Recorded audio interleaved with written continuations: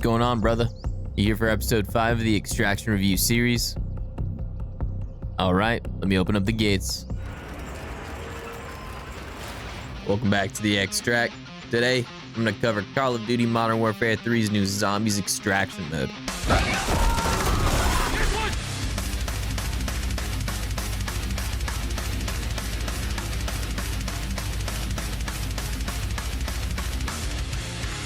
I broke this video into 10 chapters covering the content, lore, game issues like bugs or cheaters, and more. Hope you guys enjoy. Let's get inside.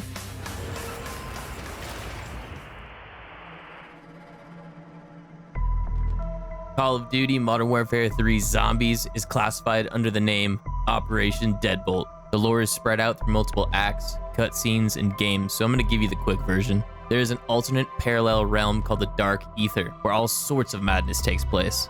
Ethereum, an element from this plane of existence, has been discovered and crafted into a bioweapon due to its destructive nature. The weapon's full potential is not realized, but can give individuals certain abilities and turn others into vicious monsters. Viktor Zakayev, codenamed Mr. Z, has tracked down the whereabouts of this rare element and plans to unleash it on the West and to become a global superpower. Your goal is to find Dr. Jensen, a scientist with expertise in raw Ethereum, and to use her skills to stop Zakayev. The operation briefing starts out with Zakayev finding raw Ethereum, but when engaged in a firefight, unleashed the weapon on the nearby population of Urzikstan. The toxic Ethereum has begun turning the dead and anyone who breathes it in into the walking dead or worse. Unfortunately, Zakayev escaped with a sample of raw Ethereum. It's up to Soap, Ravenov, Green, Laswell, you and your boys to track down Zakayev and take him down. Alright, here's the basic rundown of Operation Deadbolt. You infill into Urzikstan alone or with up to 6 of your boys. Each raid holds up to 24 active players. There's no PvP, the other players are also your boys. You're dropped into a tier 1 sector and your goal is to really do whatever you want. There are story missions, contracts, loot, gear to find, and you can enter higher tiered areas with greater challenges. You've got 60 minutes. Whenever you're done, find the chopper exfil locations and get out with your gear. I will go into more detail on each of these aspects as we move forward in the video. When you first boot up Zombies, you'll be defaulted to a standard operator and a free kit, but the kit's not that bad. You can have up to 3 operators, which are basically your loadouts. The operator choices are your game-wide skins, and you can change your skins later if you want, but all the gear equipped to that skin will be lost. It's not the end of the world, but it is a drawback. As far as guns go, there are roughly 114 and includes all multiplayer and classic zombie weapons.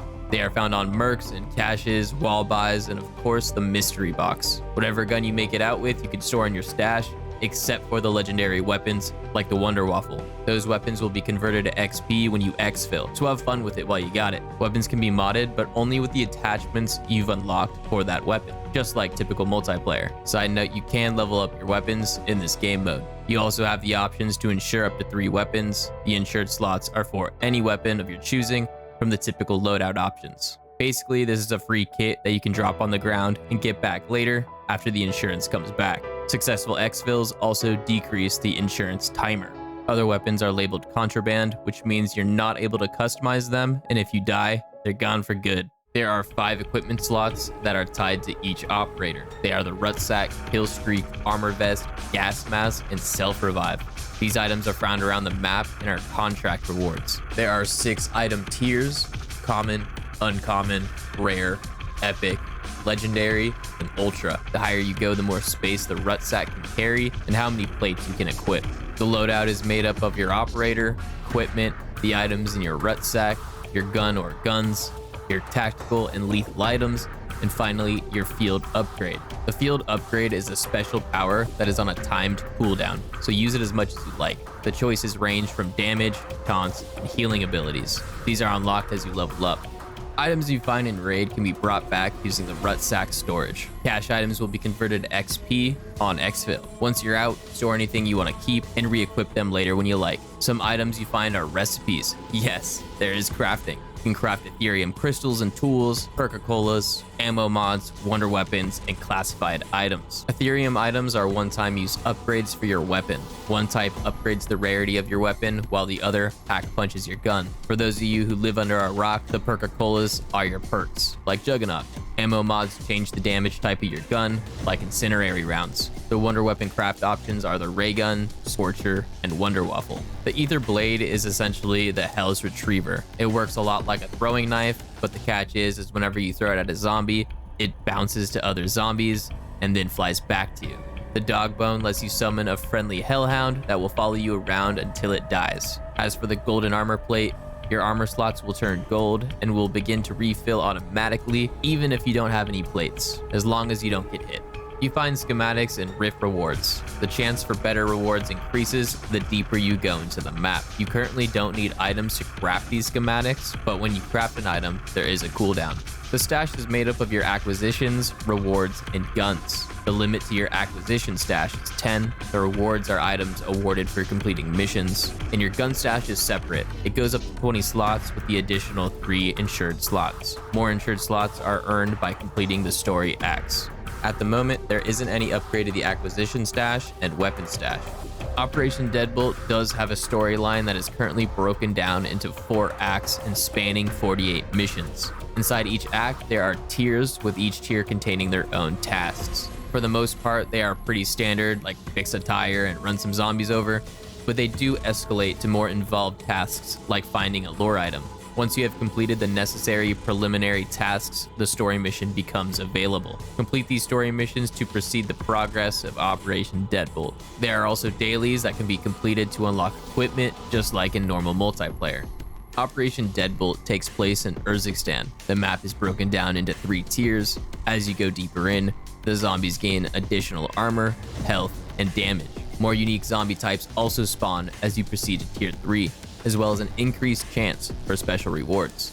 Also, some story missions take you outside the map, like Zakayev's Stronghold. You can also enter the Dark Ether. Here you'll find the best rift rewards along with the hardest zombies. Like Warzone, there are contracts littering the map. There are currently 8 different types of contracts. These tasks range from killing missions, securing compounds, foiling the plans of mercs, cleaning up the infection, and more. Completing these contracts and killing monsters earns you Essence. Essence is the in-game currency you use for perks, the mystery box, pack-a-punch, etc. There are also miscellaneous points of interest, like destroying nests.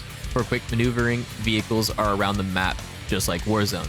Once you've had your fill, the exfil points are located on the rims of the map, and you can take them whenever you like, but they do have a cooldown if somebody else takes it.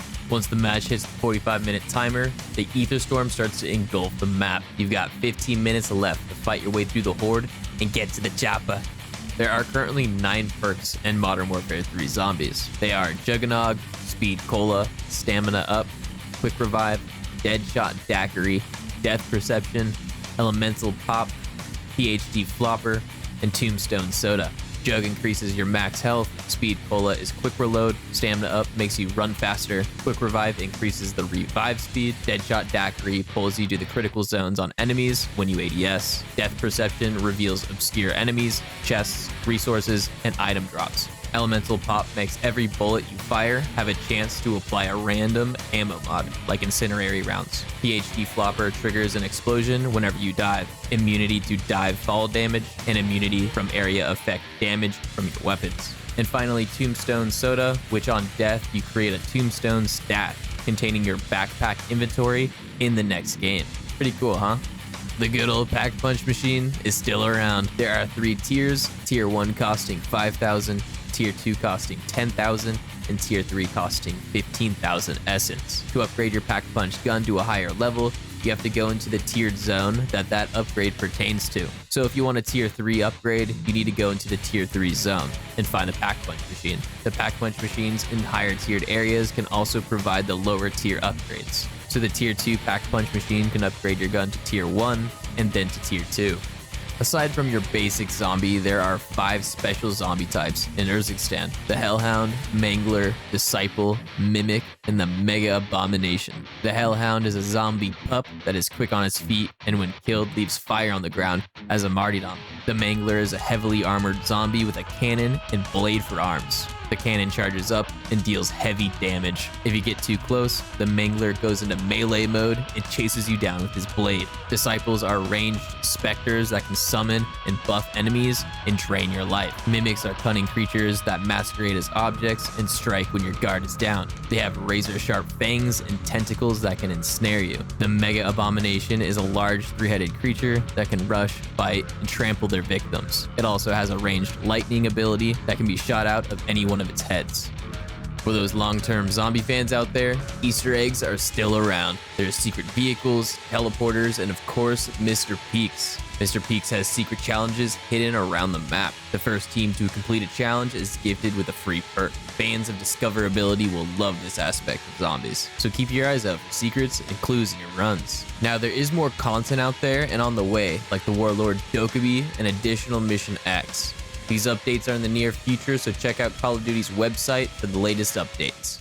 I haven't come across too many bugs or glitches in my runs. I was having some problems logging into COD in general, loading shaders in my personal profile, but they seem to have improved that already, because that really hasn't happened to me recently. Some people online have had some negative experiences, so bugs are out there. But, you know, take everything you hear online with a grain of salt. My entire squad DC'd one time, which really pissed us off. If you DC, you lose everything and you're not able to join the session. We basically wasted an hour of our lives. I would suggest they make a rejoin feature to zombies like most other extraction games. Extraction games and modes are too long and too high stakes to not have this feature. Also, I have heard of some exploits out there to gain money and perks or whatever, but I suggest you play it straight up. They seem to patch these exploits pretty quick too. Overall, I think the developers do a great job of fixing issues quickly.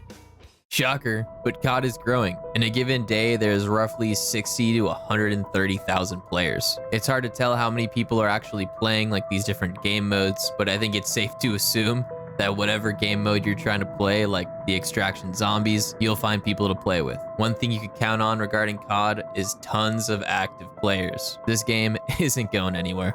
Also, the queue times are pretty short, like minute, 2 minute tops.